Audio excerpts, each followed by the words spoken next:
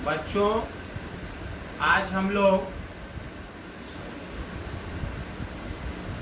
Chapter 1 class 12 का जो अंतिम भाग है प्रवाल भित्ति के प्रकार, इस पर चर्चा करेंगे। पिछले दिन हम लोगों ने प्रवाल भित्ति किसे कहते हैं, उसकी विशेषता क्या है और उसके उत्पत्ति के लिए किस प्रकार की अनुकूल दशाएं आवश्यक है, उस पर चर्चा किए थे। तो जैसा कि हम लोग जानते हैं, सागरों या महासागरों में जो प्रवाल भित्ति दिखाई देता है, उसकी उत्पत्ति का स्वरूप और उसका आकार अलग अलग होता है। अतः इस आधार पर प्रवाल भित्ति को हम लोग 3 भागों में बांटते हैं। सबसे पहला है तटीय प्रवाल भित्ति, जिसको अंग्रेजी में फ्रिंजिंग रीफ के नाम से जानते हैं। तटीय प्रवाल भित्ति क्या है? तटीय प्रवाल भित्ति का निर्माण महासागरीय मग्न तट के ढाल वाले अंश पर होता है और यह प्रवाल भित्ति संकीर्ण वलयाकार होता है तथा द्वीपों के आसपास इस तरह के प्रवाल भित्ति विकसित होता है। तो ऐसे विशेषता वाले प्रवाल भित्ति को हम लोग फ्रिंजिंग रीफ या तटीय प्रवाल भित्ति कहते हैं। यह किसी भी प्रवाल भित्ति के निर्माण का प्रथम चरण होता है और इसके विवर्तन से बाद में अवरोधक प्रवाल भित्ति और वलयाकार प्रवाल भित्ति निर्मित होता है।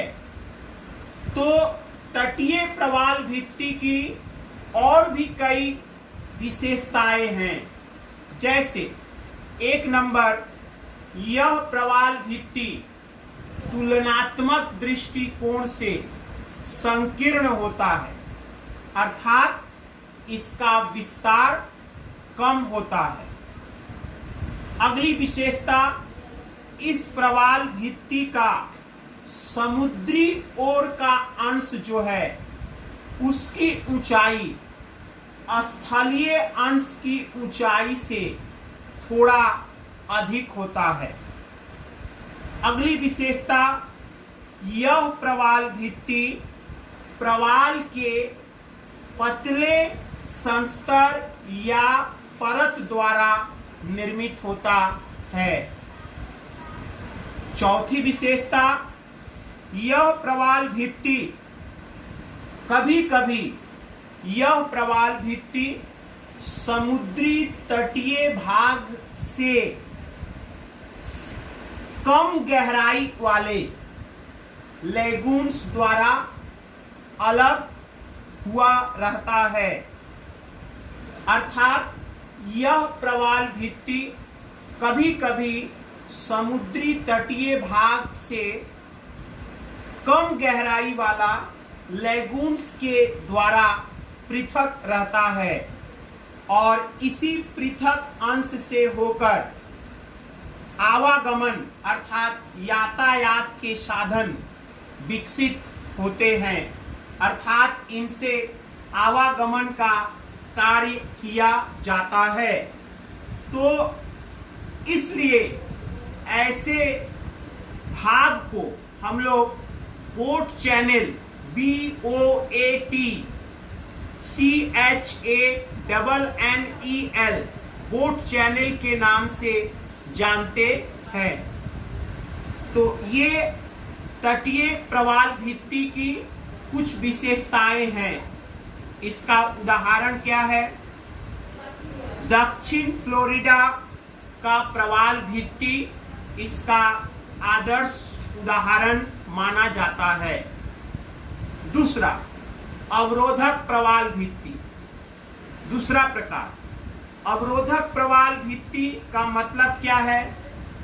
स्थल भाग से व्यापक या विस्तृत, कम गहराई वाला लेगून्स द्वारा पृथक वृत्ताकार या अनुदैर्घ्य प्रवाल भित्ति को हम लोग अवरोधक प्रवाल भित्ति के नाम से जानते हैं। तो यह प्रवाल भित्ति, जैसा कि हमने आपको बताया, तटीय प्रवाल भित्ति का विवर्तित रूप है। विवर्तित रूप है। इसकी भी कई विशेषताएं हैं। जैसे एक, यह प्रवाल भित्ति समुद्र के काफी गहराई से अर्थात 60 मीटर या 30 फैदम से इसका वृद्धि या विकास होता है। अगली विशेषता, यह प्रवाल भित्ति काफी चौड़ा होता है अर्थात इसका विस्तार अधिक होता है। अगली विशेषता इस प्रवाल भित्ति की, इसकी आकृति अर्धचंद्राकार होती है, जिसका 2 अंश होता है, 2 सिरा होता है, जिसका अभिमुख, जिन सिरों का अभिमुख स्थल की ओर होता है। अगली विशेषता, अवरोधक प्रवाल भित्ति के बाहर के ओर का ढाल अर्थात समुद्रमुखी ढाल जो लगभग 45 डिग्री का होता है, वहीं इसके भीतरी अंश का ढाल 15 से 20 डिग्री तक होता है। तो इस तरह से अवरोधक प्रवाल भित्ति की कई विशेषताएं हैं। इसका सबसे आदर्श उदाहरण ऑस्ट्रेलिया में पाया जाने वाला द ग्रेट बैरियर रीफ है। पृथ्वी का सबसे बृहद अवरोधक प्रवाल भित्ति यह माना जाता है। यह प्रवाल भित्ति अर्थात the great barrier reef Australia के पूर्व में 9 डिग्री दक्षिणी अक्षांश से लेकर 22 डिग्री दक्षिणी अक्षांश तक फैला हुआ है, विस्तृत है। यह ग्रेट बैरियर रीफ लगभग 150 किलोमीटर चौड़ा और ऑस्ट्रेलिया के उत्तरी पूर्वी तट के बराबर लगभग 2000 किलोमीटर तक इसका विस्तार पाया जाता है। तो बच्चों, यह द ग्रेट बैरियर रीफ सबसे बड़ा प्रवाल भित्ति माना जाता है। अगला जो प्रकार है बच्चों, वो है आपका वलयाकार प्रवाल भित्ति। वलयाकार प्रवाल भित्ति, जैसा कि हमने आपको पहले ही बताया है, यह प्रवाल भित्ति के निर्माण के अंतिम चरण में बनता है, निर्मित होता है। अर्थात अवरोधक प्रवाल भित्ति के निर्माण के बाद अर्थात अंतिम चरण में समुद्र पृष्ठ से अल्प ऊंचाई तथा वृत्ताकार या प्रायः वृत्ताकार मध्य में लेगून्स की उपस्थिति हो, ऐसे प्रवाल भित्ति को हम लोग एटोल या वलयाकार प्रवाल भित्ति कहते हैं। तो बच्चों इसकी भी कई प्रमुख विशेषताएं हैं, जैसे इस प्रवाल भित्ति का विकास समुद्र पृष्ठ के उत्थान तथा पतन के साथ जुड़ा हुआ है, पहली विशेषता। दूसरी विशेषता, इसकी आकृति वृत्ताकार या उपवृत्ताकार होती है। तीसरी विशेषता, जैसा कि मैं आपको पहले बताया, इस वलयाकार प्रवाल भित्ति के मध्य में जो लेगून पाए जाते हैं उनकी गहराई, सर्वाधिक गहराई 30 से 50 मीटर तक होती है। अगली विशेषता,